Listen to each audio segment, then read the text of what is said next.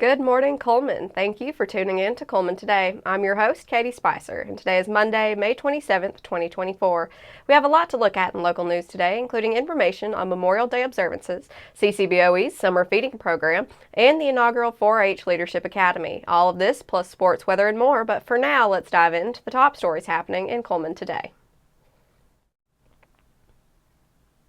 Today is Memorial Day, a time set to rest and remember those who made the ultimate sacrifice while defending our freedoms.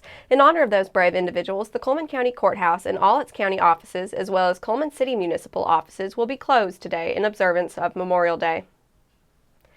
Next up, a Crane Hill woman was killed in South Cullman Friday morning when the vehicle she was driving was struck as a result of a high-speed police chase. Cullman County Coroner Jeremy Kilpatrick identified the victim as L. Rhea Dickinson, 77. A social media post from the Morgan County Sheriff's Office said the victim was the mother of Sergeant John Dixon.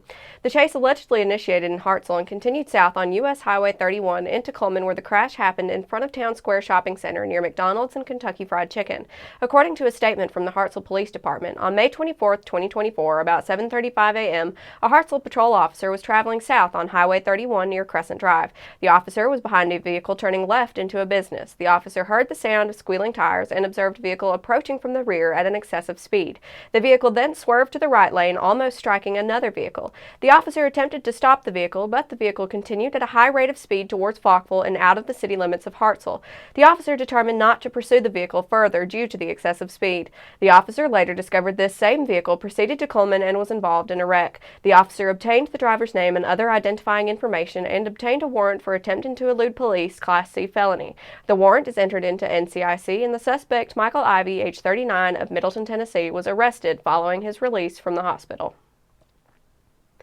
In more uplifting news, volunteers gathered at the Cullman City Cemetery on Friday, May 24th to honor those who served in the United States Armed Forces by placing flags at their graves. Under the guidance of the Cullman VFW, community members walked the cemetery identifying the gravestones of past service members and placing American flags.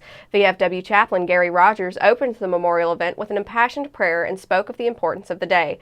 While you are doing this, I ask everybody to remember and keep in your hearts what the people died for, what they lived for, and how they lived.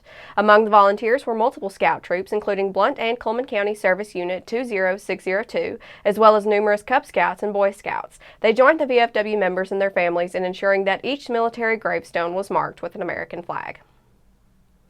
Now that we have the top stories out of the way, we're going to take a quick break before returning with sports.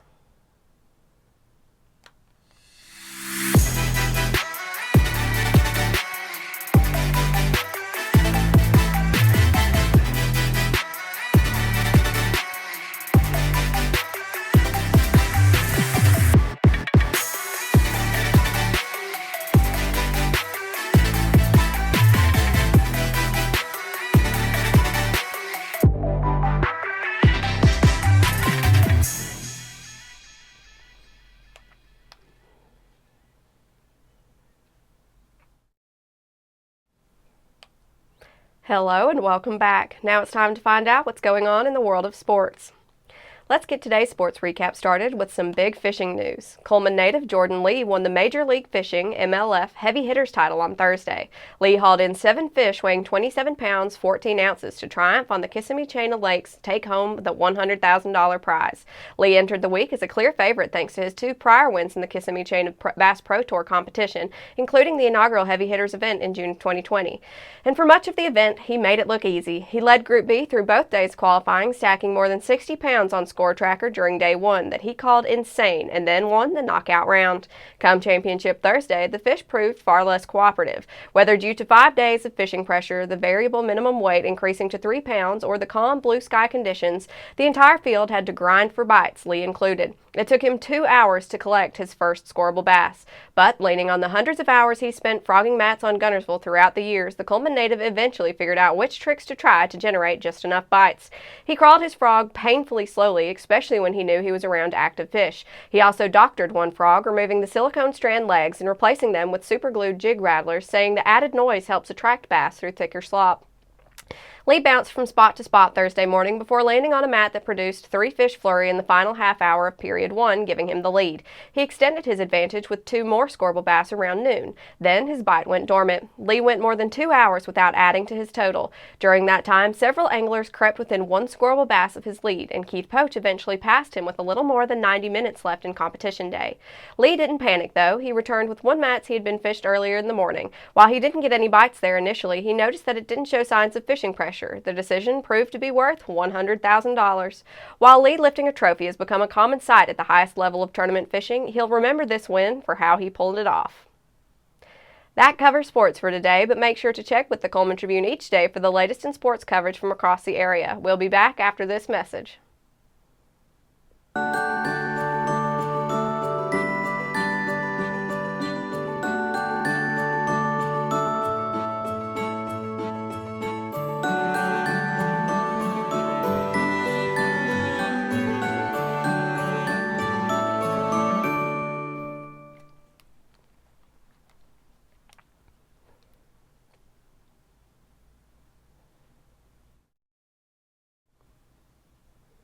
Hello and welcome back to Cullman Today. Now it's time to speed things up with our news rundown. 4 stories in under 4 minutes. The Honey Baked Ham Company this week announced that it has signed an agreement with an existing franchisee, Andy Goghagen, to bring the store to Cullman. Having been a Honey Baked Ham owner for over 10 years, Goghagen has enjoyed building relationships with communities across his other locations in Georgia and Alabama. The company said in a press release he now has 7 locations. The release said he prides himself in being a hands-on owner, working closely with managers and staff in addition to his participation in the local Chamber of Commerce and volunteer opportunities. The Tribune has reached out for specific location details but has not heard back. One Cullman 4-H member was among the 25 students selected nationwide to attend the inaugural 4-H Leadership Academy. The academy is made possible through the National 4-H Council's partnership with Joel Roth, an Atlanta-based businessman and philanthropist. Roth provided a $1.1 million gift to launch the 4-H Leadership Academy.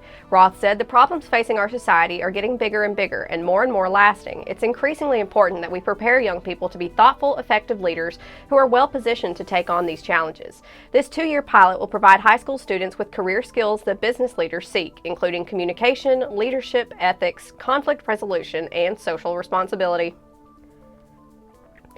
The City of Hanceville Community Pool is opening its doors for the season today, May 27th. The pool has been undergoing repairs and renovations during its off-season, ensuring the quality and safety of the neighborhood staple. Visit the pool at CW Day Park in Hanceville Monday through Saturday from 10 a.m. to 6 p.m. and on Sundays from noon to 6 p.m. Children 1 to 12, along with first responders, teachers, law enforcement, will pay $5 in admission, and all other visitors can expect to pay $8. The Cullman County School System is bringing back its summer feeding program. Student-age children can come to Welty, Holly Pond, West Point, Fairview, Vinemont, Parkside, Good Hope, Harmony, Hanceville, and Cold Springs to be served a hot meal for breakfast or lunch. Operating Monday through Friday, beginning on June 10th until the 28th, breakfast will be served from 8 to 9 a.m. and lunch will be served from 11 a.m. until 1 p.m. Now for a quick break before we look at the weather ahead and pay our respect with obituaries. I'll be right back after this quick message.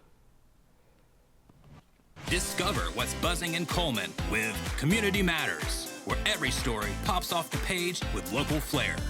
It's the magazine that's got the inside track on what's now, what's new, and who's who.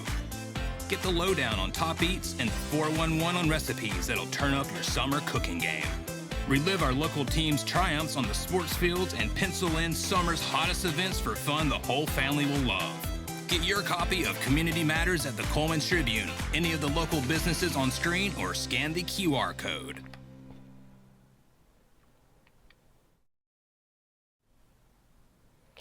Welcome back. Let's take a moment to pause and remember those who have lost their lives this week as we turn to obituaries. William Morrell Self.